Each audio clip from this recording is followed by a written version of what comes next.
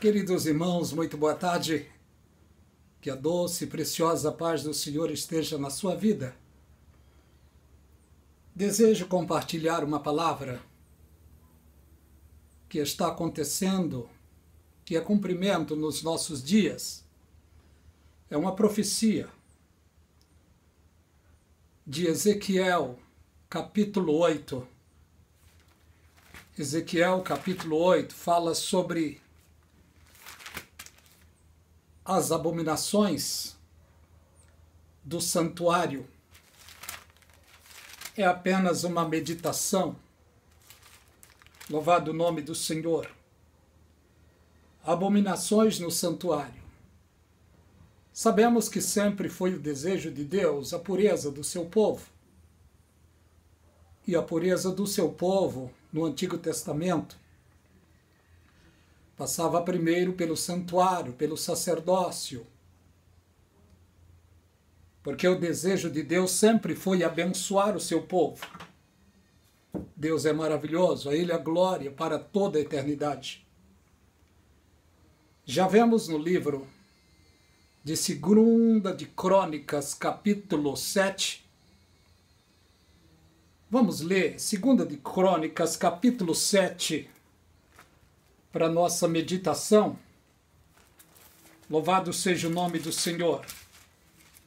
Capítulo 7 fala: o fogo e a glória de Deus são sinais de sua aprovação.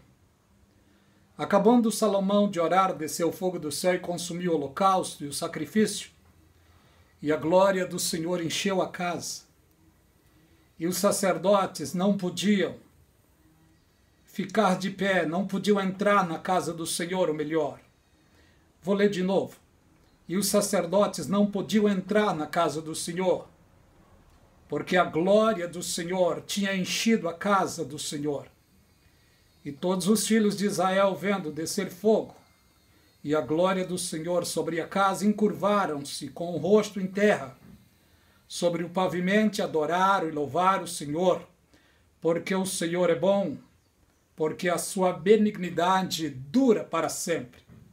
Já está também escrito lá sobre a benignidade de Deus no Salmo 136, louvado o nome do Senhor. Fala ali dos feitos que Deus fez ao povo de Israel, louvado o nome do Senhor. Vemos também, queridos irmãos, no versículo 11 que diz: assim Salomão acabou a casa do Senhor e a casa do rei, tudo quanto Salomão intentou fazer, prosperamente o efetuou. E o Senhor apareceu à noite a Salomão e disse-lhe: ouvi a tua oração e escolhi para mim este lugar, para casa de sacrifício. Louvado seja o nome do Senhor. É bom saber que Deus escolheu um lugar específico para a casa de sacrifício. Isso foi no Velho Testamento, onde se oferecia cultos, onde se oferecia no sacrifício, no altar de sacrifício, as ofertas que era pedida no Velho Testamento. Mas vemos aqui que Deus estava abençoando o seu povo. Já diz a palavra: não havendo sábia direção, o povo se corrompe, mas na multidão de conselho há segurança. Olha o que vemos aqui, queridos irmãos, 2 Crônicas, capítulo 7, e o verso 14 a seguir. Não vai dar para ler tudo, porque senão o vídeo fica muito longo. Não, do 13 a seguir, olha o que Deus disse. Deus estava feliz com o dirigente da nação, com o sacerdócio e com todo o povo. E Deus então se coloca à disposição do povo, dizendo: se eu encerrar os céus e não houver chuva, se ordenar os gafanhotos que consumam a terra, ou se eu enviar peste entre o meu povo, ele não ia fazer isso, ele estava apenas se colocando à disposição do povo. Mais ou menos assim: estou feliz com vocês, mas se eu resolver enviar isto, todavia vocês têm liberdade para clamar a mim. Seria isso que Deus queria dizer. Olha o que diz no versículo 14. Mas se o meu povo, que se chama pelo meu nome, se humilhar e orar, e buscar a minha face, e se converter dos seus maus caminhos, eu os ouvirei dos céus e perdoarei os seus pecados, e sararei a sua terra. Isso diz o Senhor.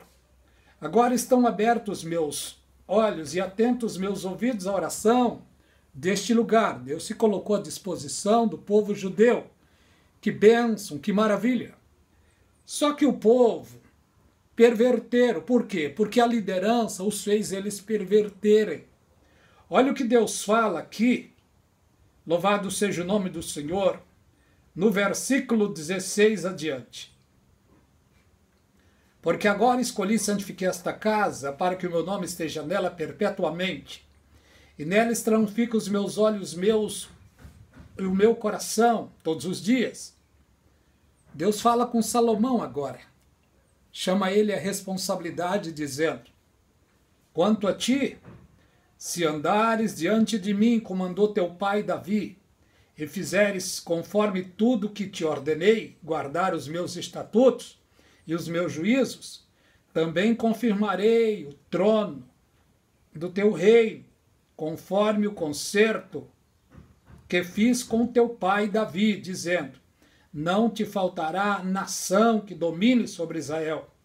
Olha o que Deus disse aqui a Salomão. Mas se, no 19, porém, se vos desviardes e deixares os meus mandamentos que vos ordeno, que vos tenho proposto, e fordes e servirdes a outros deuses, e vos prostrardes a ele, então arrancarei da minha terra que lhes dei, e lançarei da minha presença a casa que consagrei ao meu nome, e farei que seja um provérbio, quer dizer, uma vergonha. Deus disse a Salomão, dando as diretrizes que era para ele fazer. Salomão, abençoado em tudo, em sabedoria, em riqueza, Deus estava feliz. Em uma certa ocasião disse para ele: pede-me o que queres e eu te darei. E ele pediu sabedoria. Que bom ser sábio diante de Deus. Só que a sabedoria precisa ser sustentada em uma mente pura e um coração puro. E Salomão, então, apesar do tempo, o tempo foi passando. E ele perdeu o temor a Deus, porque a Bíblia diz que o princípio da sabedoria é o temor a Deus. E as coisas foram arruinando, ao ponto de todo sacerdócio se comprometerem. E aonde ficam os sacerdócios? Os sacerdotes? No santuário. E olha o que diz aqui: abominações do santuário. Em Ezequiel, o santuário já estava abominável. Olha o que diz aqui: pois no 6º ano do mês 6º, no 5º dia do mês, estava sentado na minha casa. Isso era Ezequiel falando. E os anciões de Judá sentaram-se diante de mim, e que ali a mão do Senhor Jeová estava sobre mim. E olhei, e uma semelhança com aparência de fogo, desde a aparência dos seus lombos, e daí para baixo era fogo, e dos seus lombos para cima um aspecto e um resplendor com cor de âmbar. Ele estava vendo o Senhor Jesus Cristo como sumo sacerdote, vestido como sumo sacerdote. Estendeu a mão, estendeu a forma de uma mão e me tocou nos cabelos da minha cabeça. O Espírito me levantou entre a terra e os céus e me trouxe a Jerusalém, em visões de Deus, até a entrada da porta do pátio, que olha para o norte, onde estava colocada a imagem do ciúme, que provoca a ira de Deus. Esta imagem do ciúme, pelo que vemos na profecia, é o sol. Começar o povo de Deus a adorar o sol. E Deus então achou isso abominável, porque o único que deve ser adorado, bendito pelo seu povo é Deus, o Deus de Abraão, de Isaque e de Jacó. Mas o povo perece porque lhe faltou conhecimento. Faltando conhecimento, certamente falta o temor também. Porque o temor a Deus é o princípio da sabedoria. Sem sabedoria, o povo fica tolo. E o tolo faz atrocidades. Mas olha aqui uma sequência de revelações que Deus mostrou a Ezequiel. Ele viu isso acontecendo. No 5 diz, eu vou pular porque para o vídeo não ficar muito longo. No 5 diz, filho do homem, levanta agora os teus olhos para o caminho do norte. Levantei os meus olhos para o caminho do norte, e eis que, da banda do norte, à porta do altar estava a imagem do ciúme à entrada. E disse, filho do homem, vês tu que eles estão fazendo?